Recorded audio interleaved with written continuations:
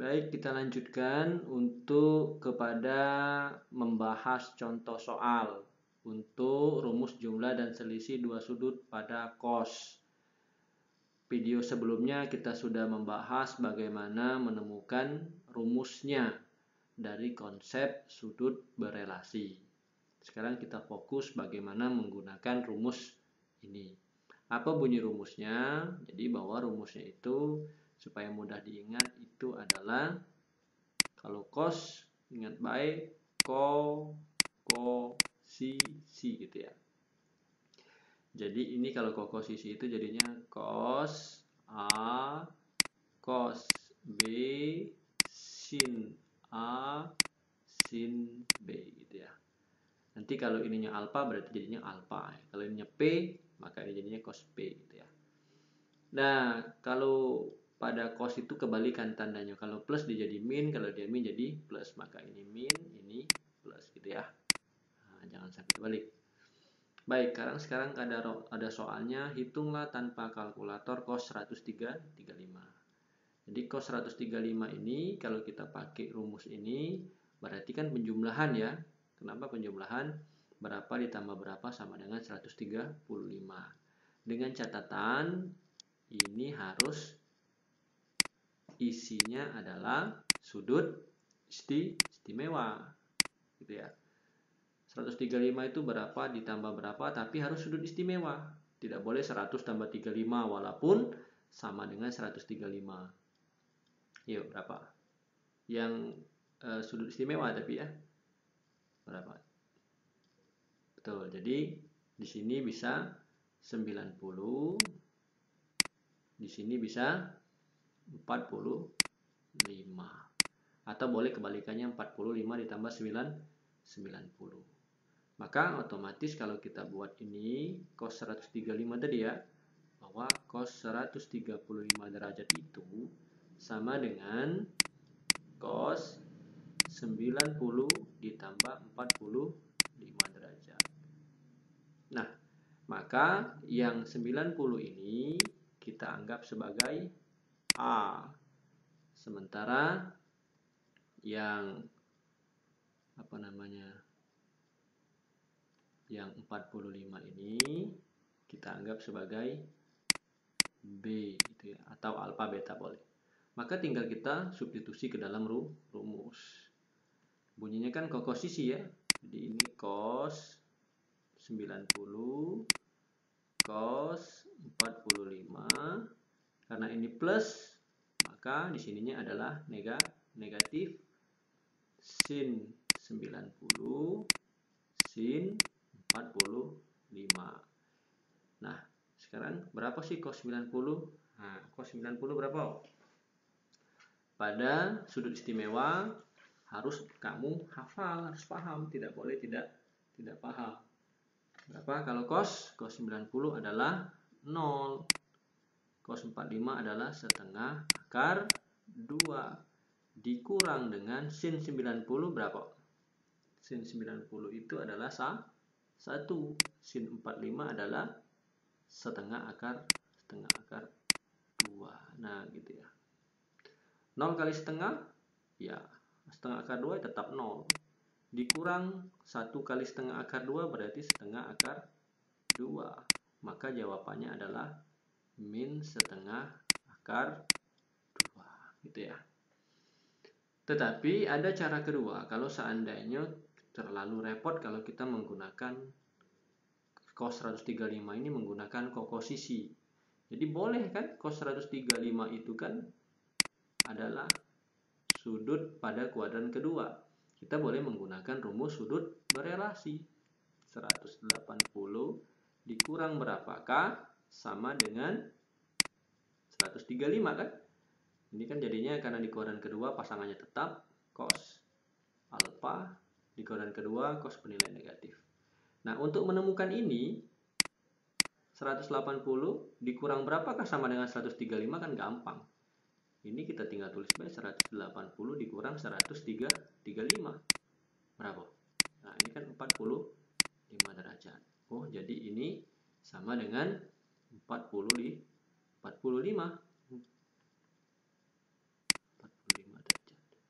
Nah, maka ini jawabannya adalah min cos 45.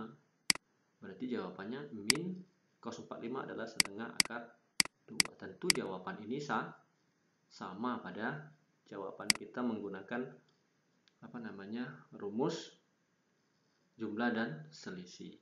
Nah, artinya tidak selalu rumus jumlah dan selisih ini perhitungannya jauh lebih praktis dibandingkan menggunakan rumus yang lain. Artinya bahwa rumus jumlah dan selisih ini adalah salah satu cara dalam menyelesaikan soal. Salah satu, bukan utama. Artinya nanti ditemukan bahwa ada rumus yang lain yang jauh lebih mudah kita gunakan. Salah satu contohnya adalah ketika ketemu kasus cos 135 derajat. Sampai sini nyambung ya.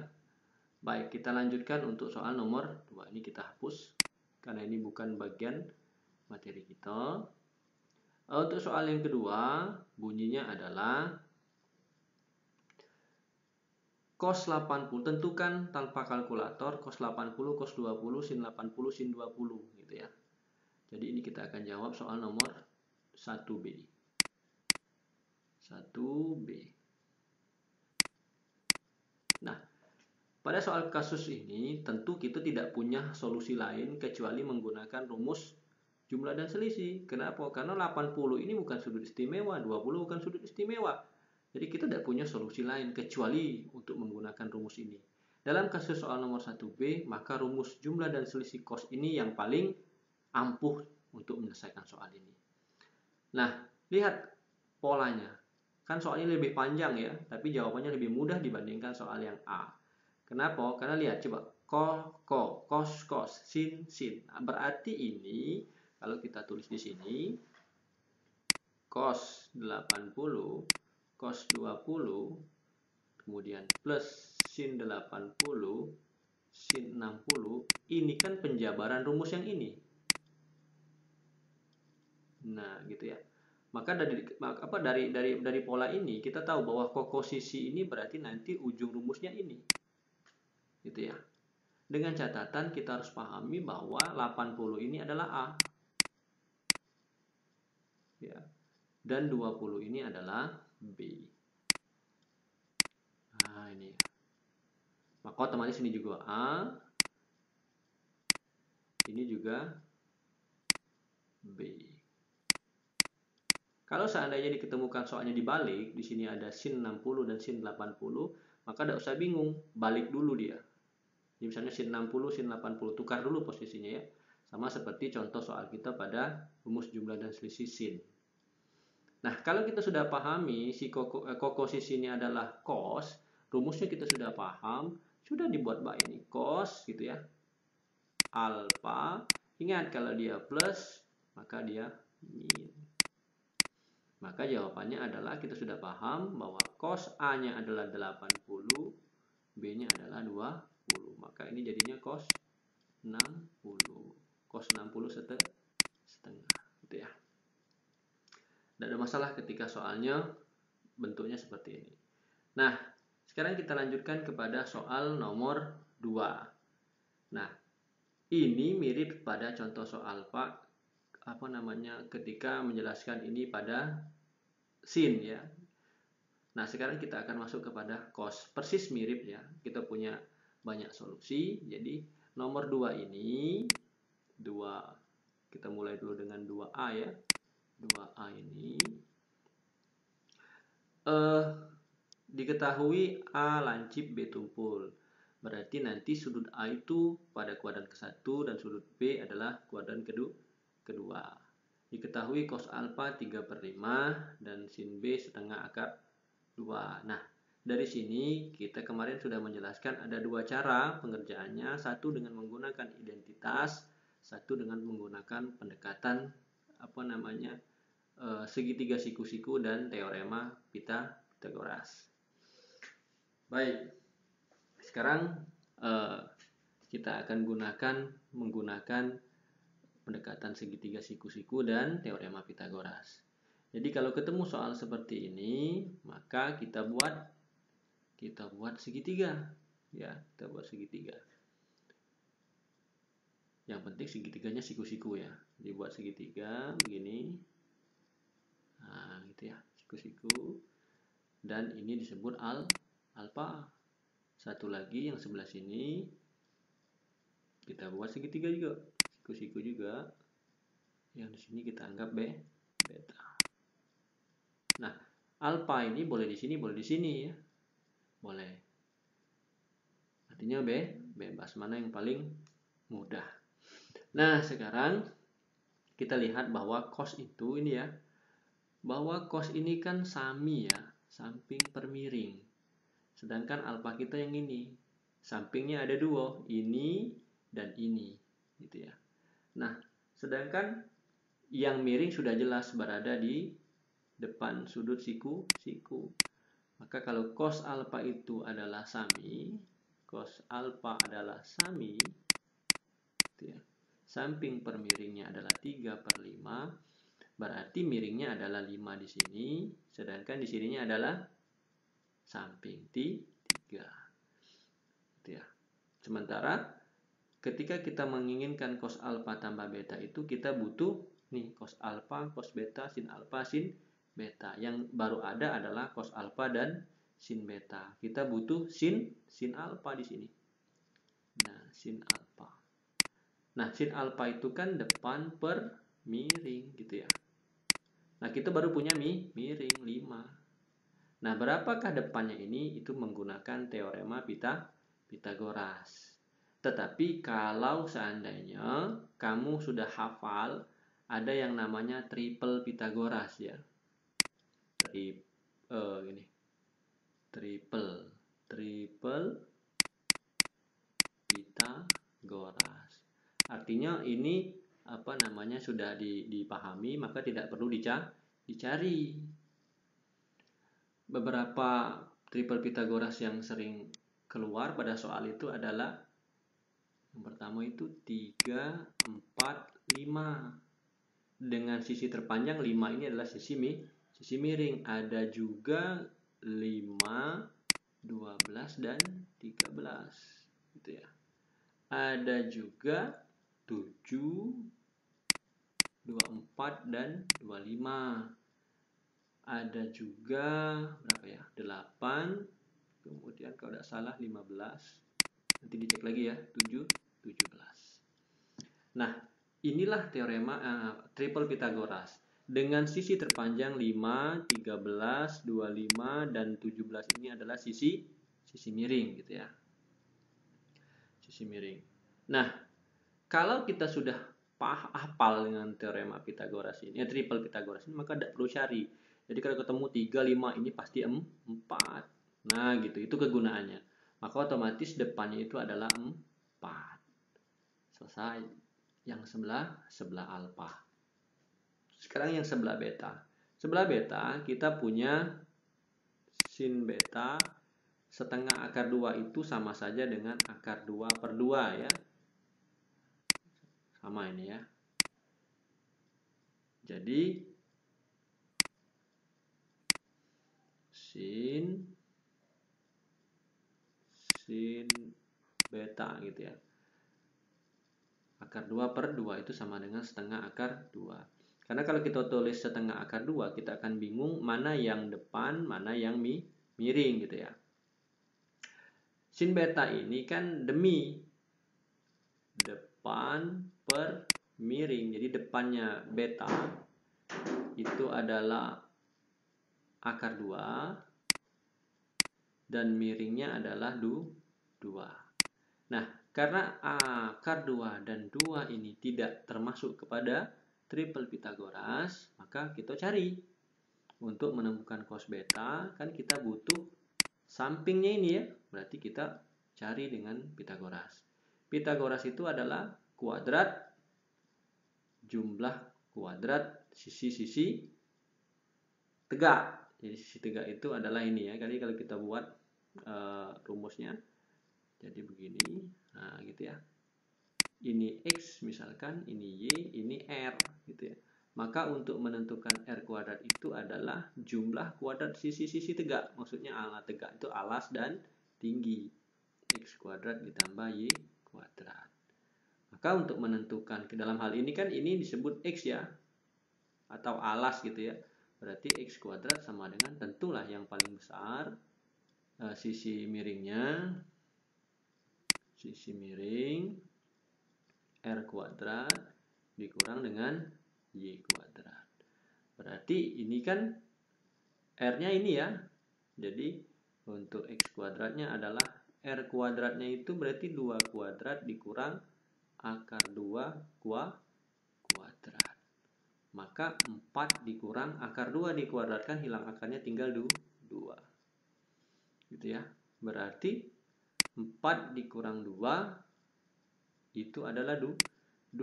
Maka X saja, ini X kuadrat ya, maka X saja adalah akar 2. Berarti ini juga akar 2. Ya, maka cos betanya adalah samping per miring sama dengan berarti ya, akar 2 per 2. Nah, ini sudah dapat. Jadi sin alfa, cos alfa sudah ada, sin alfa dapat, sin beta sudah ada, cos beta juga sudah ditemukan.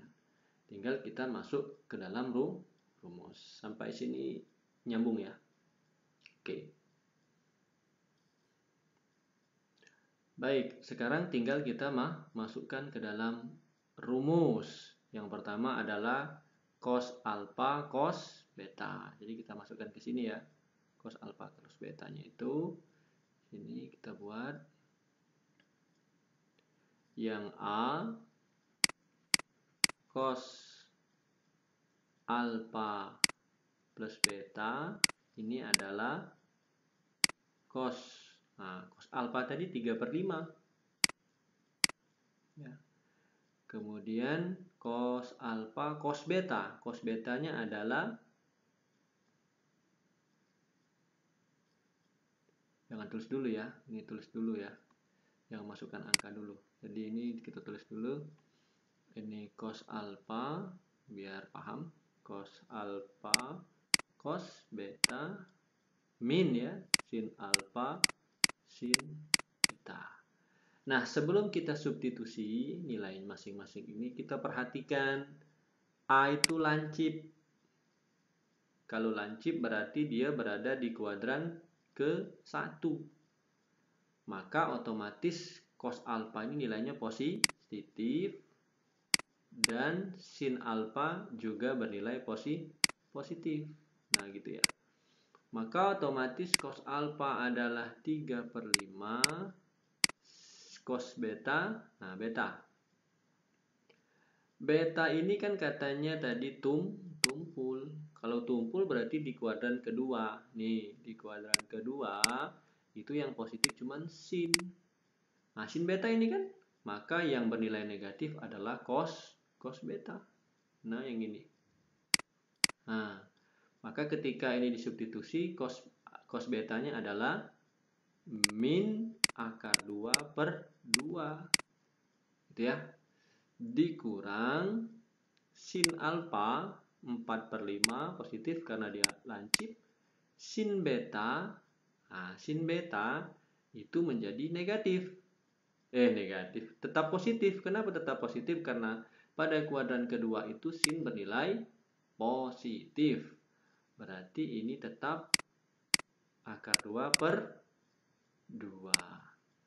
Nah, berarti ini dikalikan saja. Min 3 kali min akar 2 berarti min 3 akar 2. Tidak masalah. 5 kali 2 10 gitu ya. Ini dikurang min 4 kali akar 2 berarti min 4 akar 2/10. Oke, kita hapus dulu yang sebelah sini ya. Kita hapus dulu yang sebelah sini. Oke. Nah, maka hasilnya adalah sama dengan ini sama nih, min 3 akar 2 min 4 akar 2 berarti min 7 akar 2/10 atau min 7/10 akar 2. Nah, ini untuk yang cos A plus beta. Kalau yang cos A min beta ya tinggal kita ganti di sininya menjadi plus gitu ya. Nyambung ya. Oke. Jadi kalau cos beta kita masuk di sini ya. Kalau cos alfa min beta kita hapus dulu.